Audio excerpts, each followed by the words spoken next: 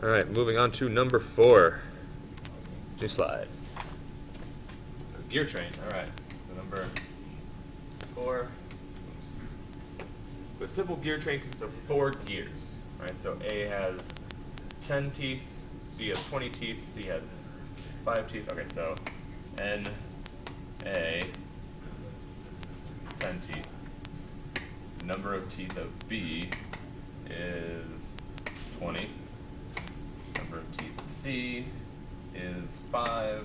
The number of teeth of D has 40. Alright, so 10, 25, and 40. A is the driver gear. So this is my in. How many times will gear A rotate compared to D? So I think I'm taking to assume, though I probably should be more explicit when I write it, that D is the outer gear.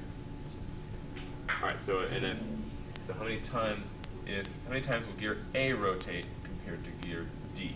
So that's the comparison of, we're looking at angular velocities, or rotations per minute per second for the same amount of time. So I want to compare that.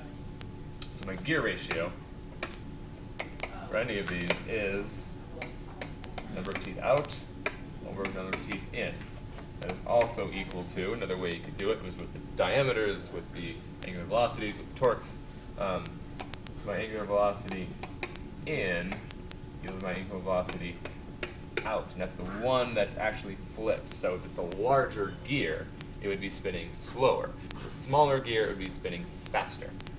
Think of the circumferences and why that would be true.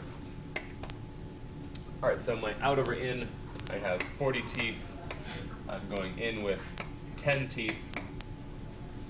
So again, my in is angular velocity of A. My out is angular velocity of D. So my gear ratio is 4, right? And so that 4 would be my gear ratio. It means A would be spinning 4 times for every 1. Think of this as 4 over 1 is angular velocity of A compared to the angular velocity of D. So A spins 4 times for every 1 time D spins, gear D. Alright?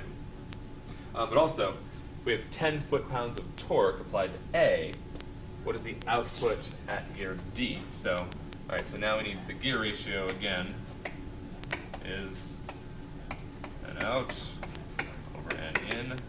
Now torques are the same. Torque out equal to torque, or torque in is going to be equal to our number of teeth out over number of teeth in. So again, 40 over 10.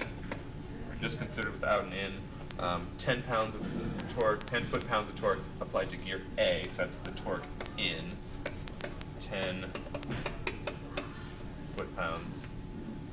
What is the output at gear D? So we want to solve for D out. You can probably already look at this and solve that in your head, but in case the numbers aren't as obvious, I'll go through the math and the steps of the algebraic manipulations just in case.